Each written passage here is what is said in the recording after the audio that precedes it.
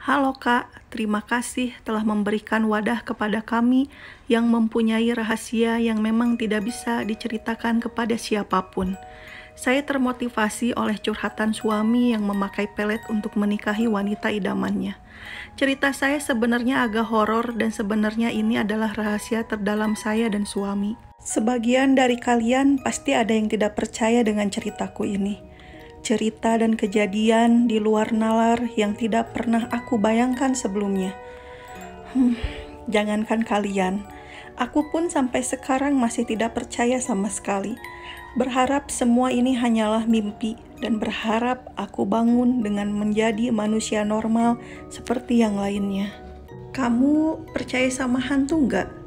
Itulah kata-kata pembuka ketika aku kopdar dengan salah satu teman Instagramku yang kini menjadi suamiku. Sebut saja Kak Abi. Daftar menu makanan belum sampai di meja kami dan tas pun belum aku lepas dari bahuku. Tiba-tiba saja Kak Abi bertanya seperti itu. Responku tertawa terbahak-bahak. 33 tahun aku hidup di dunia ini, aku belum pernah yang namanya melihat hantu atau yang lainnya. Didikan orang tuaku kepadaku sungguh sangat baik. Aku menjadi wanita pemberani karena mungkin dari kecil orang tuaku tidak pernah menakut-nakutiku.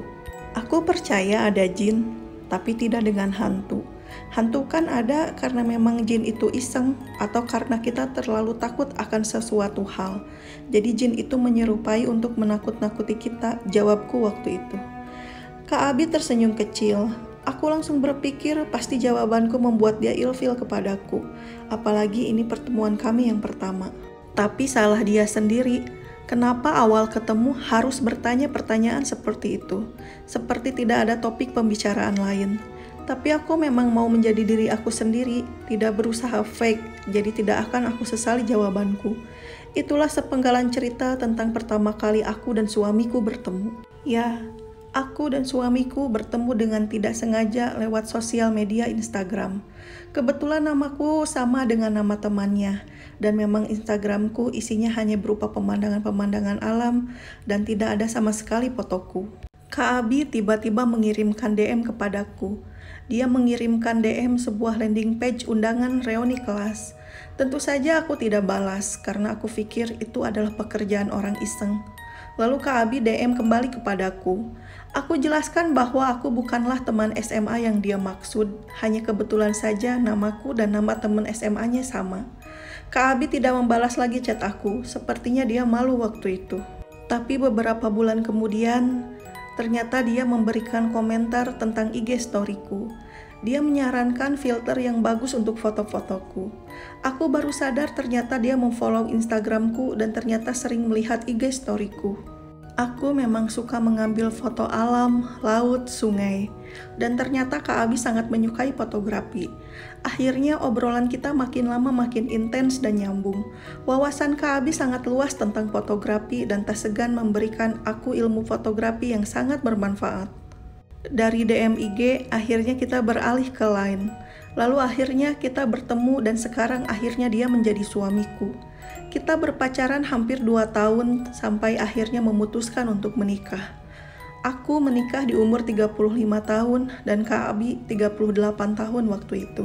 Kak Abi adalah laki-laki terbaik dari laki-laki yang pernah aku temui setelah ayahku. Sifatnya sangat penyayang, loyal kepadaku dan juga kepada keluargaku.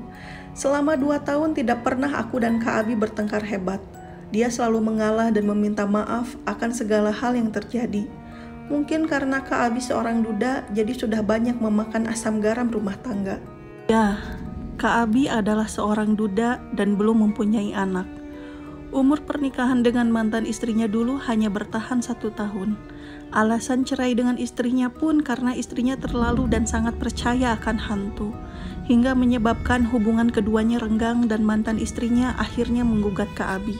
Tak heran kenapa dulu ketika bertemu denganku, Kak Abi langsung bertanya seperti itu, dan sepertinya jawabanku membuat dia yakin untuk menjadikan aku sebagai istrinya. Tapi tetap saja ada yang mengganjal di hatiku. Aku kadang bertanya-tanya, masa karena permasalahan istrinya yang percaya hantu berujung perceraian? Tapi penasaran dan keraguanku semua terbantah ketika aku dan Kak Abi bertemu dengan mantan istrinya bersama suami barunya dan juga anaknya yang baru berusia 9 bulan waktu itu di supermarket. Mantan istrinya menyapa Kak Abi duluan. Mereka mengobrol seperti teman. Aku bisa melihat dari pancaran mata mereka berdua bahwa mereka sudah benar-benar move on. Tidak ada aura dendam dalam diri mereka. Mantan istrinya pun bahkan menyapaku dengan sangat ramah. Hatiku lega, ternyata benar, mungkin karena mereka berdua sebenarnya bukan jodoh. Hari yang ditunggu-tunggu pun akhirnya tiba. Akhirnya aku menikah dengan Kak Abi. 1.500 undangan disebar. Tamu yang luar biasa banyak karena Kak Abi bekerja di pemerintahan. Lalu keluarga kami adalah keluarga besar. Aku dan Kak Abi bak ratu dan raja semalam waktu itu. Acara pun selesai. Aku dan Kak Abi akhirnya beristirahat di kamar hotel yang sudah disediakan oleh pihak hotel sebagai gift karena kita memakai jasa WO dan ballroom mereka. Kamar hotelnya dihias dengan sangat indah, tapi bahagiaku tidak lama. Ketika aku sudah terlelap tidur, aku mendengar suara berisik, seperti seseorang yang sedang mencari barang dalam kresek. Aku buka mataku pelan-pelan dan terlihat samar-samar ada Kak Abi yang sedang mencari sesuatu di kresek cemilan yang kami beli di toko depan tadi. Lalu aku melihat Kak Abi meminum air mineral dari kresek tersebut. Oh, ternyata Kak Abi kehausan, kataku dalam hati. Akhirnya aku membalikan posisi tidurku, miring ke sebelah kanan, agar ketika Kak Abi kembali ke tempat tidur, dia bisa memelukku. Tapi betapa kagetnya aku ketika aku melihat ternyata Kak Abi ada di pinggirku sedang tidur terlelap. Lalu, siapa yang tadi minum di pinggir kasur? Aku ingin membangunkan Kak Abi, tapi aku tidak mau merusak malam pertama kami. Pikiranku kacau, ditambah kacau karena suara itu pun masih terdengar jelas olehku. Suara orang yang mencari sesuatu di kresek. Dengan sigap, aku langsung balik badan ke arah kiri. Tapi ternyata tidak ada apa-apa. Kresek pun masih utuh dan belum ada yang mengacak-ngacak. Mungkin aku hanya lelah saja dan capek. Akhirnya sebelum tidur kembali, aku membaca doa sebelum tidur yang sangat panjang ditambah doa yang lainnya. Keesokan harinya aku bangun seperti biasa. Suasana pengantin baru kami masih terasa, sehingga aku lupa akan kejadian semalam. Beres breakfast dan berenang, aku memutuskan untuk berendam di bathtub menggunakan wewangian dan sabun aromaterapi agar otot dan pikiranku tidak terlalu tegang. Saat berendam, aku berusaha untuk menenangkan diri dan berpikiran positif akan kejadian semalam yang kembali teringat. Ketika aku mau beres berendam, Kak Abi masuk ke kamar mandi dan langsung cuci muka di wastafel. Aku beranjak dari bathtub dan begitu keluar dari kamar mandi, betapa kagetnya aku melihat Kak Abi sedang ada di balkon kamar hotel. Lalu, siapa yang sedang cuci muka itu? Aku mematung dan termenung. Masih terlihat jelas oleh sudut mataku ada bayangan seseorang seperti suamiku sedang mencuci mukanya di wastafel. Dan terlihat jelas juga di depan mataku ada suamiku yang sedang menelepon di balkon. Badanku gemetar hebat.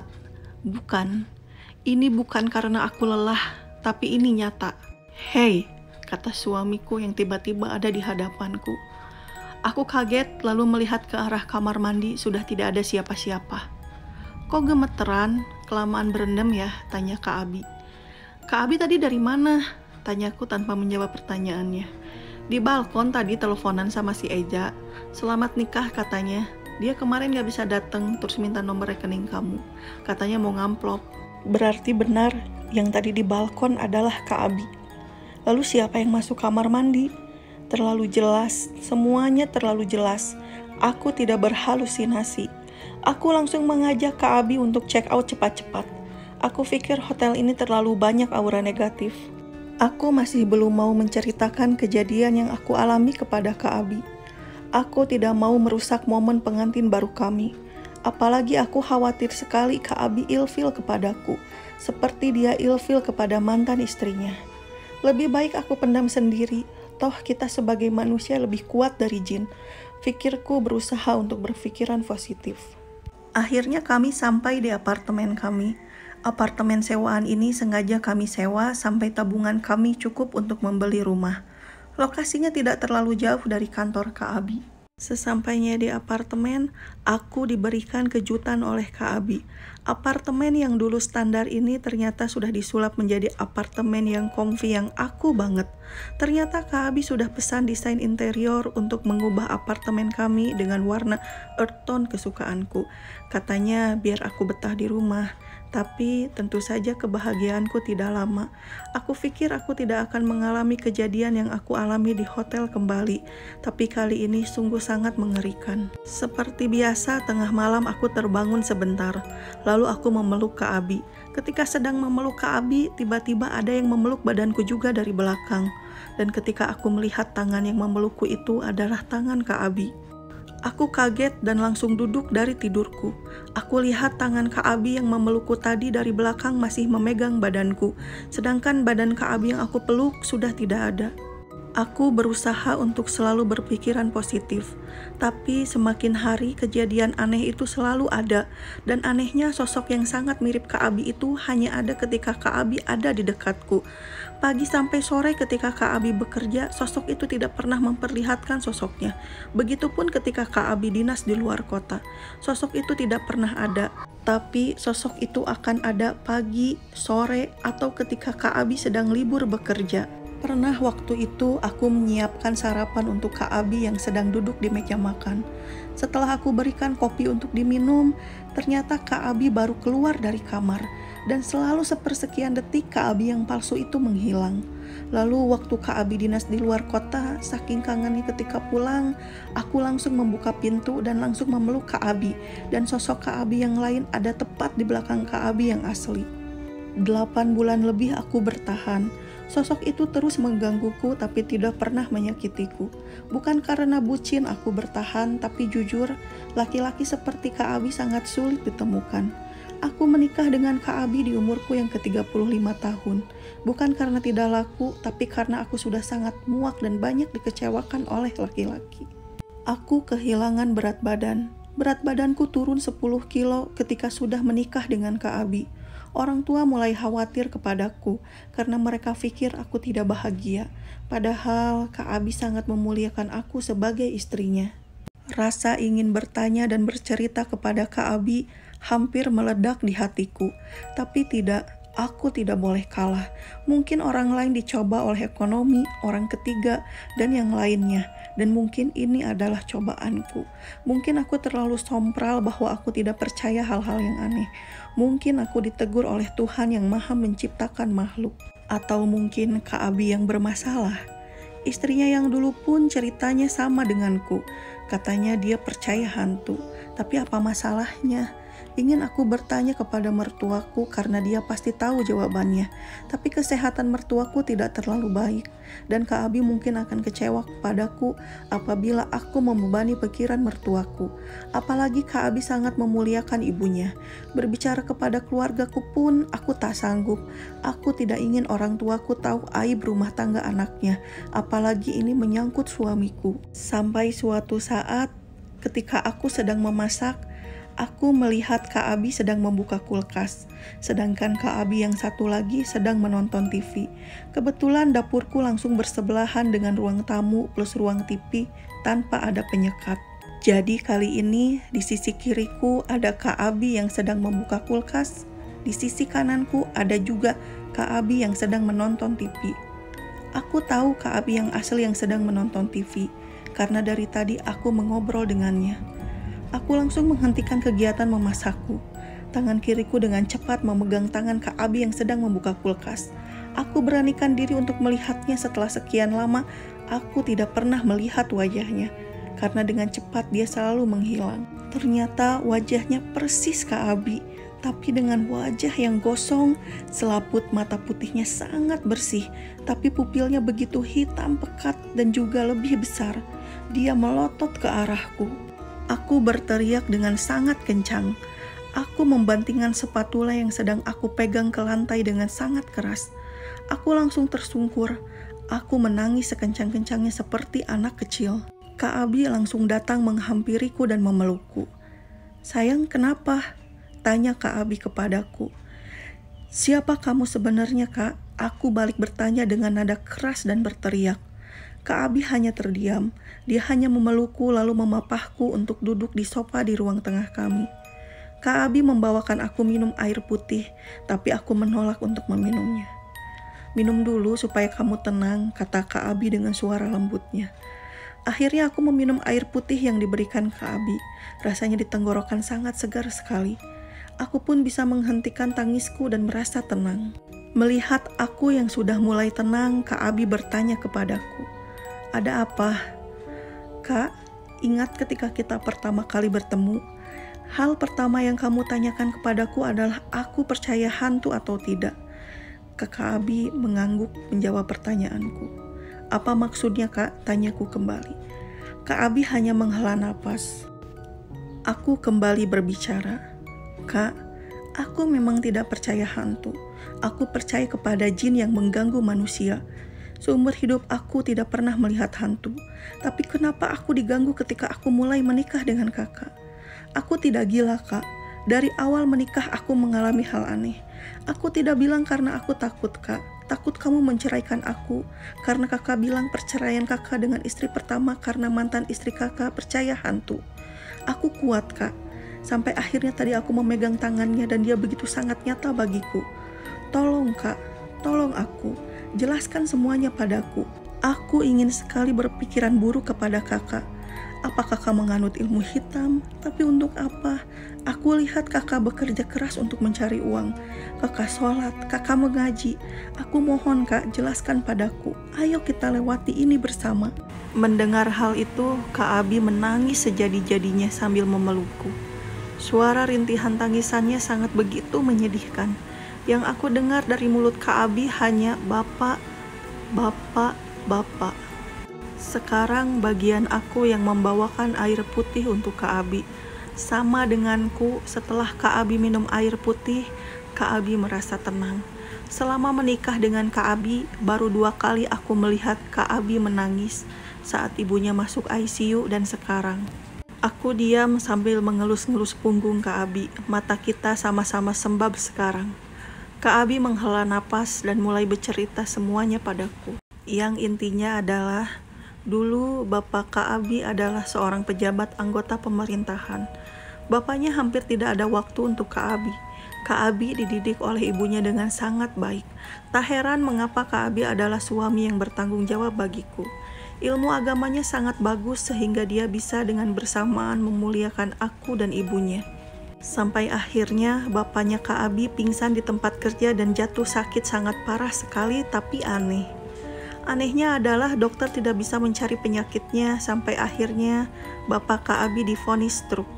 Karena tubuh Bapak Kak Abi memang sama sekali tidak bergerak, bahkan bicara pun tidak bisa. Segala pengobatan sudah ditempuh dari mulai alternatif dan berobat ke luar negeri, tapi hasilnya nihil. Bahkan ibu Kak Abi pun sampai mendatangi seluruh keluarga dan temannya untuk sekedar bertanya, apakah di antara mereka ada yang iri dengki kepada suaminya, atau mungkin suaminya pernah menyakiti mereka, karena ibu Kak Abi khawatir suaminya terkena ain. Tapi tidak ada saudara ataupun teman yang mengakui itu. Lalu ibu pun mendatangi kantor kerja Bapak. Ibu bertanya apakah Bapak pernah korupsi atau tidak, karena ibu khawatir Bapak khilaf, tapi track record Bapak sangat bersih, tidak ada bukti bahwa Bapak korupsi. Sampai akhirnya ketika ibu Kak Abi memanggil Ustadz untuk pengajian di rumah, Ustadz yang biasa tidak bisa datang ke rumah, lalu digantikan oleh saudaranya Ustadz tersebut. Sebut saja namanya Ustadz Damar. Ketika Ustadz Damar menghampiri Bapak tiba-tiba bicara dengan mata yang tertutup dan napas yang terengah-engah, sambil tangannya memegang tangan Ustadz Damar dengan sangat kencang. Kata-kata yang Bapak keluarkan hanya tolong, tolong, tolong, lukisan kuda, lalu Bapak kembali lagi tidur. Tidak perlu waktu lama bagi Kak Abi dan ibunya untuk menyadari arti dari ucapan Bapak. Mereka langsung ingat bahwa di ruang tamu mereka ada lukisan kuda yang tidak boleh disentuh siapapun kecuali oleh Bapak. Akhirnya lukisan itu diturunkan, tapi tidak ada yang aneh. Akhirnya dengan izin ibu Kak Abi, lukisan itu dibongkar oleh Kak Abi dan Ustadz Damar. Ternyata di dalamnya ada sebuah botol kecil dengan air warna kuning yang di dalamnya ada tulisan aneh yang ditulis dengan tinta seperti tinta emas. Dari sana Ustadz Damar langsung mengetahui bahwa itu adalah sebuah buhul. Itu adalah Buhul Wibawa. Selama hidup, Bapak Kak Abi memang sangat dihormati dan disegani di mana-mana. Setiap perkataan yang keluar dari mulutnya pasti membuat orang lain tunduk dan percaya. Ibu langsung duduk lemas. Dirinya seperti kecolongan besar. Tidak menyangka bahwa Bapak sampai melakukan hal itu. Sementara yang ibu tahu adalah Bapak seorang yang taat dan beragama.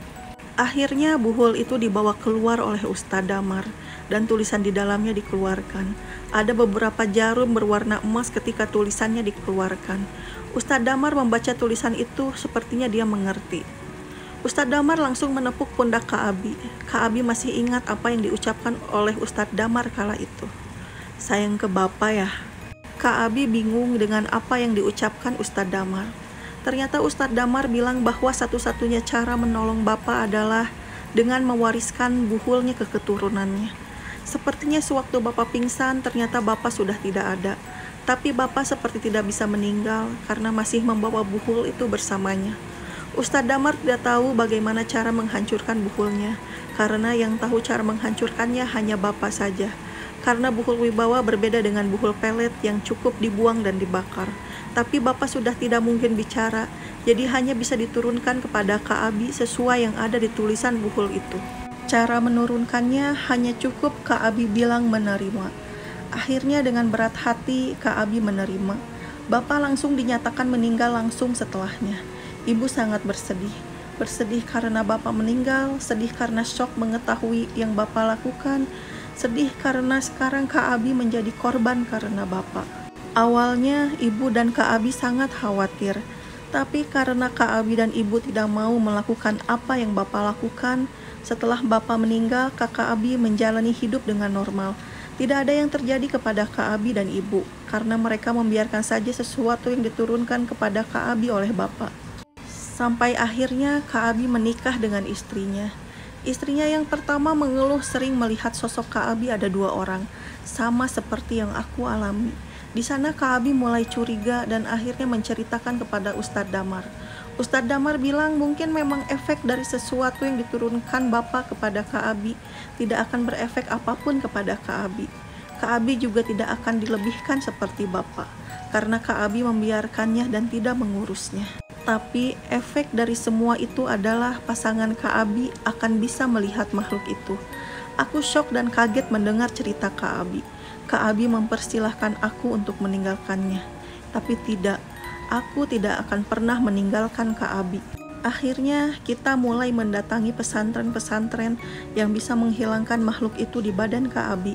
Tapi hasilnya nihil. Makhluk itu tetap saja menampakkan wujudnya di depanku. Tapi aku mulai terbiasa dan sudah mulai tidak takut, walau kadang aku merasa kaget. Hasil dari kita mendatangi pesantren-pesantren itu adalah kita dapat info bahwa efek karena Kak Abi tidak memberi dia makan, maka yang dia lakukan adalah memberi sinyal kepadaku. Memang ketika aku melihatnya selalu berhubungan dengan makanan, entah itu aku melihatnya ketika dia mencari minum, membuka kulkas, diam di meja makan, dan lain-lain. Mereka bilang aku bisa saja tidak melihat sosok itu, tapi Kak Abi harus memberi makhluk itu makan. Memberi makannya dengan cara apa? Mereka juga tidak tahu, karena harusnya Bapak yang memberitahu. Tapi aku menolak.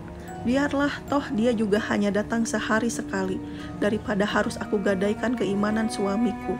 Aku dan Kak Abi akhirnya berdamai dengan masalah ini. Kadang pernah ketika dia memunculkan wujudnya, aku mengejeknya saking kesal. Tapi pernah juga aku memukul Kak Abi karena aku pikir Kak Abi adalah makhluk itu. Aku dan Kak Abi setiap hari membaca ayat perlindungan dari jin, pengajian, dan lain-lain. Kita mendekatkan diri kepada Allah dan menyerahkan semuanya kepada Allah. Sampai akhirnya, sekarang sosok makhluk itu menampakkan dirinya semakin menjauh. Dulu mungkin semua badan dia tunjukkan dan dekat sekali denganku, bahkan bisa kontak denganku. Lalu berangsur menampakkan dirinya menjauh. Lalu setelah menjauh, dia mulai menampakkan dirinya hanya wajah saja. Lalu sekarang hanya setengah wajah, dan itu pun jauh. Kadang aku lihat dia di kaca apartemen seperti mengintip. Aku dan Kak Abi akhirnya bisa melalui itu semua. Aku yakin makhluk itu akan hilang sepenuhnya suatu saat nanti. Dan itulah rahasia saya dan suami. Percaya atau tidak, tapi ini benar saya alami. Saya ingin semua orang untuk bisa menghadapi apapun itu. Tentu saja semuanya hanya dengan pertolongan Allah, karena saya pun begitu.